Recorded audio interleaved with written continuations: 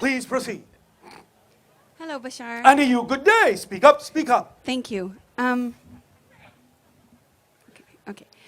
I would like to know if you have anything to tell us about the way we treat animals.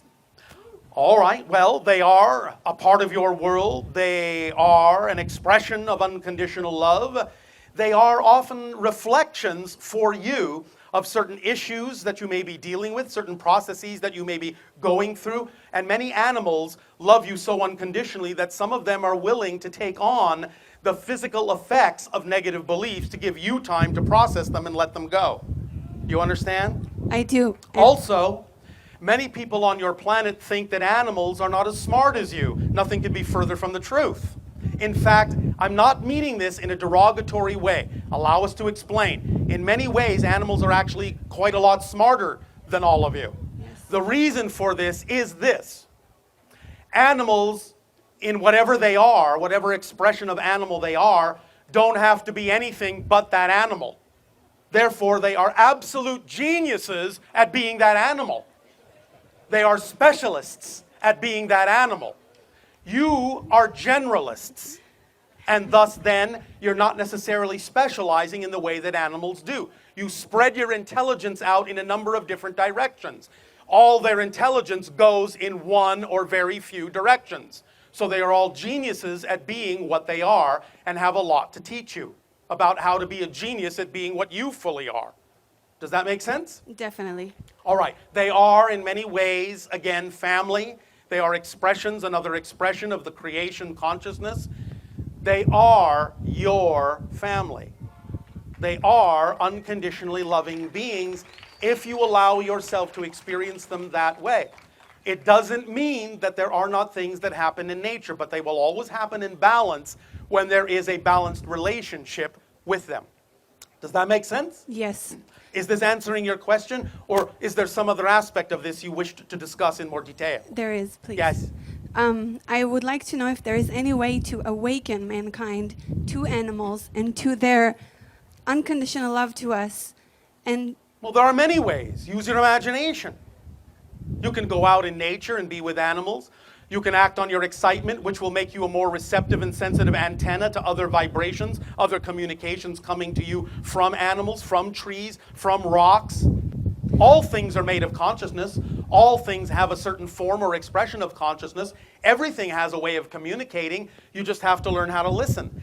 The easiest way to listen is to be more of yourself, because more of yourself means you're more connected, because everything is a different expression of the same one thing. So the more you are yourself, the more you are capable of experiencing the reflections that they are too. Does that make sense? yes, but maybe I should make it more clear. Oh, all right, please do. Is there a way to awaken people to stop hurting animals? Yes, it's what we've said. Teach them about the idea that animals are not less than you. Show them demonstrations of their intelligence. Many people on your planet are beginning to do this now. Yeah. Look at all the examples that exist on your planet now that, even though they've been going on for hundreds and thousands of years, you are only just noticing. How long did it take you to notice that birds use tools? They've been doing it for thousands of years. How long did it take you to notice? So the point is, pay more attention.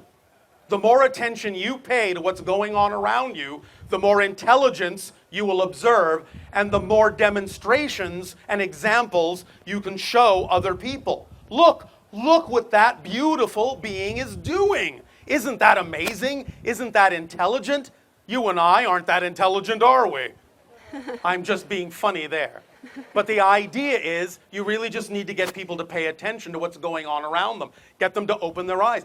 Get them into places where they can experience interactions with animals in creative, loving, interactive ways. This is also one of the reasons why it is so powerful to do things now on your planet, like go swimming with the wild dolphins and the whales. They are, shall we say, the keepers of the sea, as you are the keepers of the land in a sense. Yeah. And the idea is they are stewards, like you are stewards. They are telepathically connected to other civilizations, other star systems. Let them teach you how to connect. Swim with them, play with them, be with them. They'll rub off on you. Do you understand? Yes. So have fun with it. Use your imagination. Follow your excitement. It will come to you the best way for you to demonstrate to other people how to do that. However, you have to allow yourself to do these things because it excites you, not because you need other people to think like you do. Do you understand? Yes. That's the paradox. That's the paradox. Yes. You have to be as unconditionally loving, unconditionally loving as you are asking them to be. Yes? Yes. And unconditional means no condition. So if they choose not to see things your way, not to have the kind of relationship with animals that you prefer to have, you can do your best to show them how they could and how it might improve their lives and expand their consciousness. But if they ultimately choose not to, you must allow them the same respect that they are allowing you to choose what you prefer. Yes? Yes. Remember, please, all of you remember, in a sense, there's really no rush. You are eternal, infinite beings. What's your hurry? I understand that it is all well and good to allow things to change in certain ways as you change yourself on your planet, and it is absolutely a lot of fun to experience those kinds of changes. But every being is an eternal being, and therefore somewhere, somehow, they will experience those ideas, whether they experience them in this particular linear life or not. So do your best to be the living example that they can then see in you is something that makes you so ecstatic that they will come up to you and say, "What makes you so happy?" I want to be that happy. I want to be that loving. I want to be that free. I want to be that creative. I want to be as inventive as you, as imaginative as you, as abundant as you. How do you do it? There's your lead in. And then you've opened the door, they've opened the door, and you can lead them through it.